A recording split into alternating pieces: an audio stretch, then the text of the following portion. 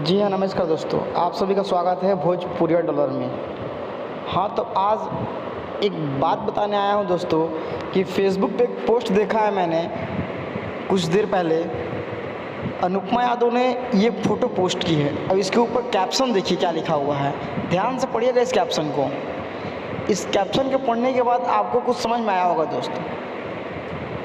ऐसा लगता है जैसे इनका किसी ने दिल तोड़ा हो या फिर किसी से झगड़ा हुई हो।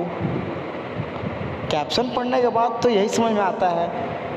आप सभी बताएं कि ये क्या मामला है, आखिर इन्होंने ऐसा क्यों लिखा।